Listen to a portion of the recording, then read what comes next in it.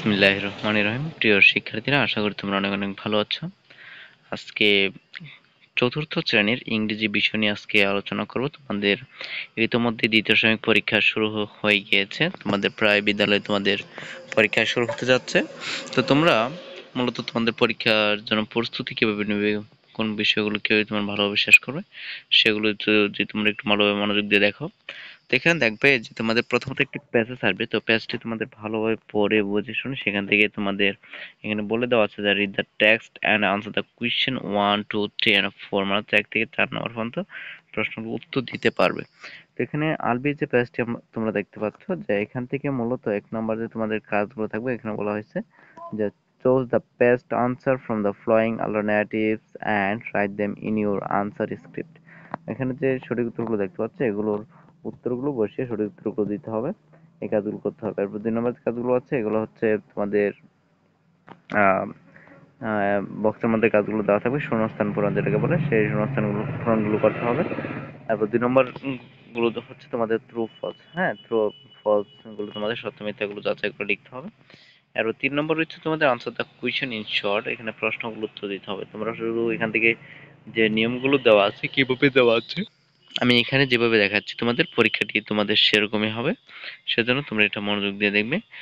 নিয়মটা মূলত তোমরা একটু ভালোভাবে মনে রাখবে। তো এখান থেকে 4 নম্বর দেখা যায়, 4 নম্বর দেওয়া আছে write a short composition on a trip that you made by answering the following question. এখানে কিছু প্রশ্ন দেখতে পাচ্ছ, এখান থেকে তোমাদের মূলত একটি সামারির মতো লিখতে হবে। 5টা সেন্টেন্স দিয়ে সামারি মতো লিখতে হবে।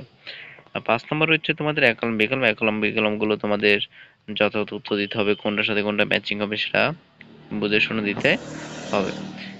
এটা ছিল তোমাদের মূলত কাজগুলো। তাহলে এখান থেকে আর পরবর্তী যে কাজগুলো আছে আমরা সেগুলো দেখবো এবং পাশাপাশি উত্তরগুলো দেখবো। তো বলবো তোমরা পুরোপুরি ভিডিওটি মনোযোগ দিয়ে দেখবে। তো এখান থেকে 6 নম্বর যে কাজটা আছে, 6 নম্বর হচ্ছে পাংচুয়েশন মার্ক। পাংচুয়েশন মার্কগুলো কোন জায়গায় ফুল স্টপ হবে, কোন জায়গায় কমা হবে, কোন জায়গায় বড় হাতের লেটার হবে, সেটা তোমরা প্রয়োজন মতো বসিয়ে নেবে।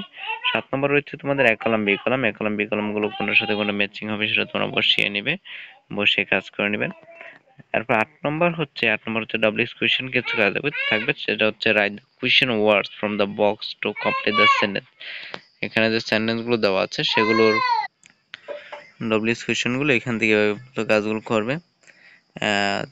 উপর দেখো এখানে শূন্যস্থানগুলো রয়েছে, এভাবে করবে। এরপর 9 নম্বর তোমরা যেটি দেখতে পাচ্ছ যে rewrite the correct form of verbs in bracket, মানে হচ্ছে এখানে 9 নম্বর কাজটা হচ্ছে যে রাইট ফর্ম ভার্ব। এখানে যে কাজটার মধ্যে ব্রেকের মধ্যে যেভাবে কাজ দেওয়া আছে সেগুলোকে তোমাদের রাইট ফর্ম ভার্বসে পরিণত করতে হবে। 10 নম্বর হচ্ছে মূলত এখানে শূন্যস্থানে দেওয়া আছে তোমাদের এখানে by writing the times so that the story makes sense. এটা আসবে না তোমাদের, বিশেষ করে শূন্যস্থান পূরণ কোন জায়গায় কোনটা হবে সেটা পূরণ করতে হবে। 11 নম্বর হচ্ছে তোমাদের একটি লেটার আসবে, সেই লেটারটা তোমাদের ভালোভাবে শেষ করতে হবে, দিতে হবে পরীক্ষা দিয়ে। এটা বলবো তোমরা প্রত্যেকটা পরীক্ষা তোমরা মনোযোগ সহকারে গুরুত্বের সাথে দিবে এবং কোনো কিছু বুঝতে অসুবিধা হলে অবশ্যই আমাদের কমেন্ট সেকশন রয়েছে, সেখানে যোগাযোগ করবে। যদি বুঝতে অসুবিধা হয় অবশ্যই বলবো যে আমাদের সাথে যোগাযোগ করবে।